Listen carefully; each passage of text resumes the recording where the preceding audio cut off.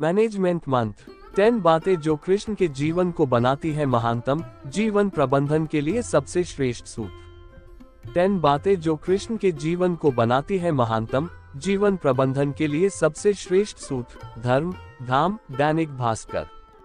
जन्म से लेकर देहत्याग तक भगवान कृष्ण के जीवन की लगभग हर घटना में कोई सूत्र है। युद्ध भूमि पर दिया गया गीता का उपदेश संसार का श्रेष्ठतम ज्ञान माना जाता है। मैनेजमेंट मास्टर कहें या जगत गुरु, गिरधारी कहें या रणछोड़, भगवान कृष्ण के जितने नाम हैं, उतनी कहानियां। जीवन जीने के तरीके को अगर किसी ने परिभाषित किया है तो वो कृष्ण है। कर्म से होकर परमात्मा तक जाने वाले मार्ग को उन्हीं ने बताया है। संसार से वैराग्य को सिरे से नकारा, कर्म का कोई विकल्प नहीं, ये सिद्ध किया। कृष्ण कहते हैं, मैं हर हाल में आता हूँ, जब पाप और अत्याचार का अंधकार होता है तब भी, जब प्रेम और भक्ति का उजाला होता है तब भी। दोनों ही परिस्थिति में मेरा आना निश्चित है। वैसे तो कृष्ण का संपूर्ण जीवन ही एक प्रबंधन की किताब है, जिसे सैकड़ों हजारों बार कहा सुना जा चुका है। कुरुक्षेत्र में दो सेनाओं के बीच खड़े होकर भारी तनाव के समय कृष्ण ने अर्जुन को जो ज्ञान दिया, वो दुनिया का श्रेष्ठतम ज्ञान है। गीता का जन्म युद्ध के मैदान में दो सेनाओं के बीच हुआ। जीवन की श्रेष्ठतम बातें भारी तनाव और दबाव में ही होती हैं। अगर आप दिमाग को शांत और मन को स्थिर रखने की कोशिश करें तो सबसे बुरी परिस्थितियों में भी आप अपने लिए कुछ बहुत बेहतरीन निकाल पाएंगे। ये कृष्ण सिखाते हैं। गीता पढ़ने से पहले अगर इसी बात को समझ लिया जाए तो गीता पढ़ना सफल हुआ। कृष्ण का जीवन ऐसी ही बातों से भरा पड़ा है, जरूरत है नजरिए की। उनका जीवन आपके लिए माइथोलॉजी का एक हिस्सा मात्र भी हो सकता है और आपका पूरा जीवन बदलकर रख देने वाला ज्ञान भी। आवश्यकता हमारी है, हम उनके जीवन से लेना क्या चाहते हैं। कृष्ण मात्र कथाओं में पढ़ा या सुना जाने वाला पात्र नहीं है, वो चरित्र और व्यवहार में उतारे जाने वाले देवता हैं। कृष्ण से सीखें कैसे जीवन को श्रेष्ठ बनाया जाए। 10 बातें हैं जो अगर व्यवहार में उतार ली तो सफलता निश्चित मिलेगी। 1.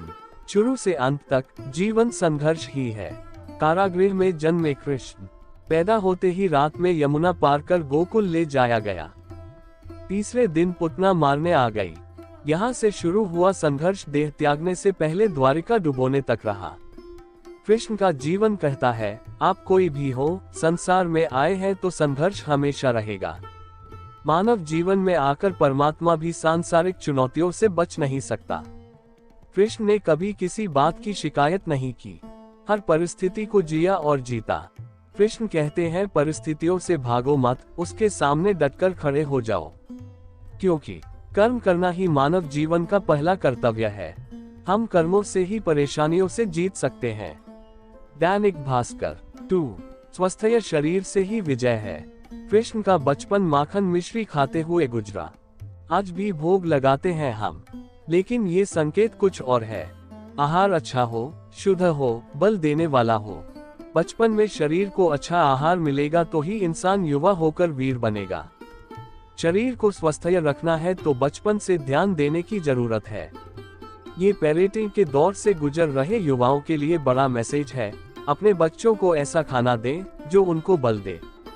सिर्फ स्वाद के लिए ही ना खिलाएं, तभी वे बड़े होकर स्वयं को और समाज को सही दिशा में ले जा पाएंगे। 3. पढ़ाई किताबी ना हो, रचनात्मक हो।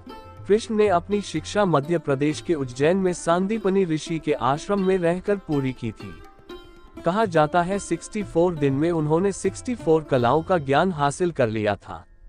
वैदिक ज्ञान के अलावा उन्होंने कलाएं सीखी। शिक्षा ऐसी ही होनी चाहिए जो हमारे व्यक्तित्व का रचनात्मक विकास करे। संगीत, नृत्य, युद्ध सहित 64 कलाओं कृष्ण के व्यक्तित्व का हिस्सा है।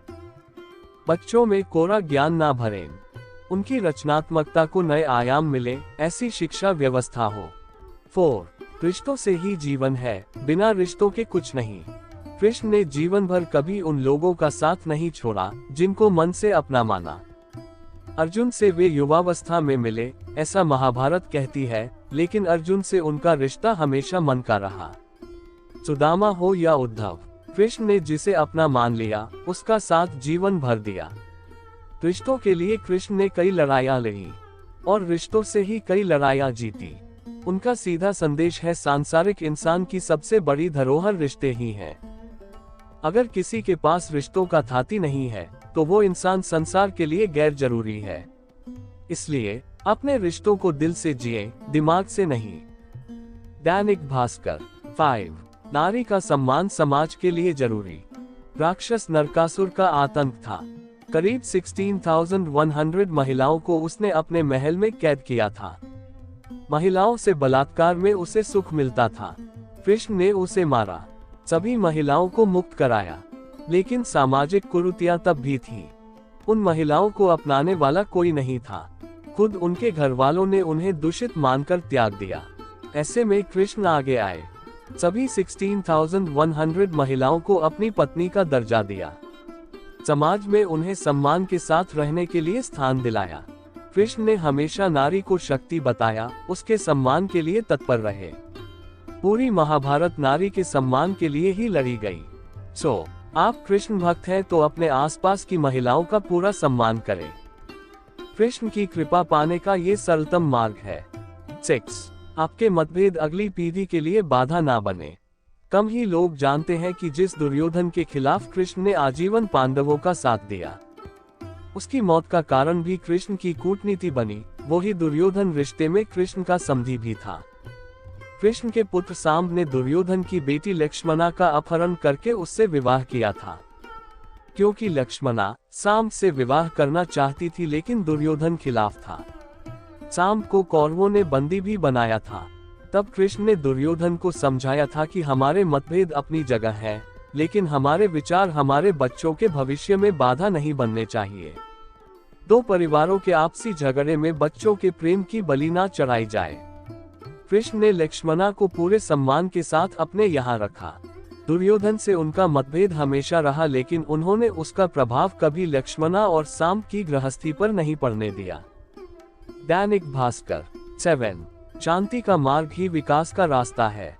कृष्ण ने महाभारत युद्ध के पहले शांति से समझौता करने के लिए पांडवों और कौरवों के बीच मध्यस्थता की।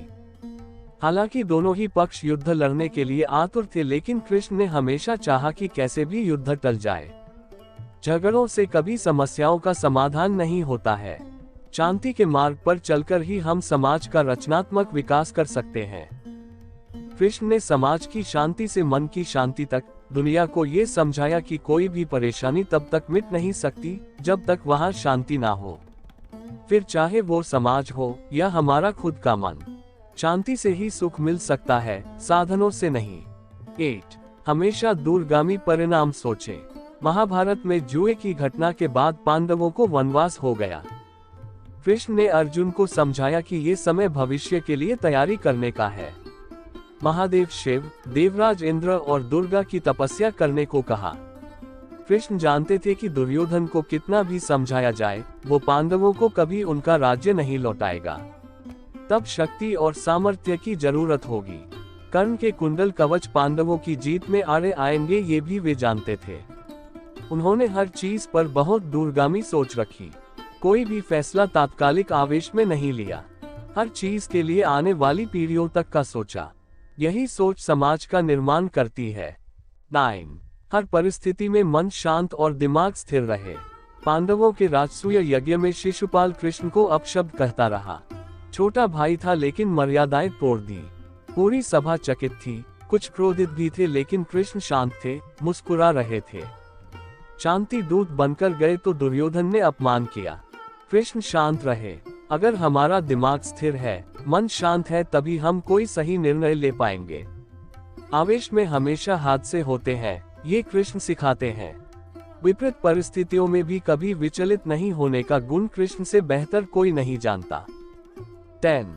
लीडर बने, श्रेय लेने की होड़ से बचें। कृष्ण ने दुनिया भर के राजाओं को जीता था। जहां ऐसे राजाओं का राज था जो भ्रष्ट थे, जैसे जरासंध, लेकिन कभी किसी राजा का सिंहासन नहीं छीना।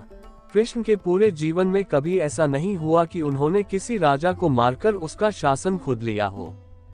जरासंध को मारकर उसके बेटे को राजा बनाया, जो चरित्र का अच्छा था। सभी जगह ऐसे लोगों को बैठाया जो धर्म को जानते थे। कभी किंग नहीं बने, हमेशा किंगमेकर की भूमिका में रहे। महाभारत युद्ध में भी खुद हथियार नहीं उठाया, पूरा युद्ध कूटनीति से लड़ा, पांडवों को सलाह देते रहे, लेकिन जीतने का श्रेय भीम और अर्जुन को दिया।